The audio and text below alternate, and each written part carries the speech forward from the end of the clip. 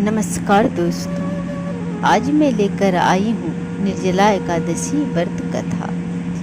पुराणों के अनुसार जब वेद व्यास जी ने पांडवों को धर्म, अर्थ, कर्म और मोक्ष देने वाली एकादशी व्रत का संकल्प कराया था, तब युधिष्ठिर ने पूछा था, ज्येष्ठ मास के शुक्ल पक्ष में जो एकादशी है उसके बारे में विस्तार से बताने की कृपा करें। इस पर भगवान श्री कृष्ण ने कहा, हे राजन, इस बारे में परम धर्मात्मा व्यास जी बताएंगे। तब व्यास जी ने बताया, कृष्ण और शुक्ल पक्ष की एकादशी में भोजन नहीं किया जाता है और उसके अगले दिन द्वादशी तिथि को स्नान करके पवित्र होकर फूलों से भगवान केशव की पूजा की जाती है। पहले ब्राह्मण को भोजन कराकर बाद में खुद भोजन करें।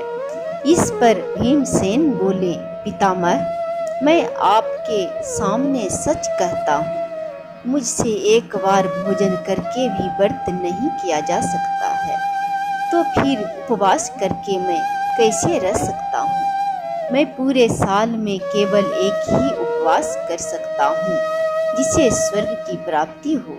अगर ऐसा कोई व्रत है तो बताएं। इस पर व्यास जी ने कहा, ज्येष्ठ माह में सूर्य वृष राशि पर हो या मिथुन राशि पर शुक्ल पक्ष में जो एकादशी आती है उस पर निर्जला व्रत करें। एकादशी तिथि को सूर्योदय से लेकर दूसरे दिन के सूर्योदय तक जल नहीं पिए, तब यह व्रत पूरा होगा। इसके बाद द्वादशी तिथि की स्नान करके ब्राह्मणों को विधि पूर्वक जल और स्वर्ण का दान करें।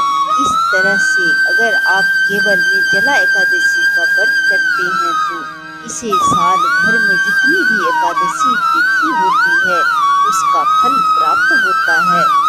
उन्होंने कहा कि जिस भी व्यक्ति ने श्री हरि का पूजा और रात्रि जागरण करते हुए इस निर्जला एकादशी का व्रत किया, उन्हें अपने साथ साथ पिछले 100 पीढ़ियों को और आने वाली 100 पीढ़ियों को भगवान वासुदेव के धाम पहुंचा दिया है।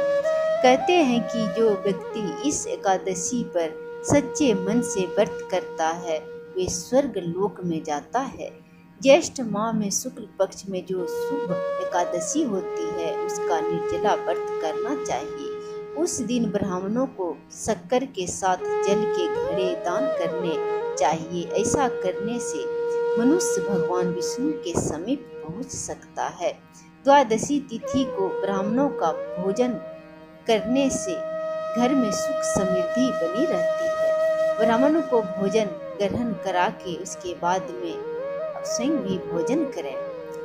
इसमें पंखा, जल से भरा पात्र, अन्न यथाशक्ति दान पुण्य करें और ब्राह्मण को भोजन अवश्य कराएं, तभी व्रत पूरा माना जाता है। और व्रत कथा भी अवश्य सुनें। इस व्रत के करने से मनुष्य के सारे पाप नष्ट हो जाते हैं। साल भर में जितनी भी एकादशियां होती है और व्रत करने से जो पुण्य प्राप्त होता है वही पुण्य केवल निर्जला एकादशी के व्रत करने से मिल जाता है।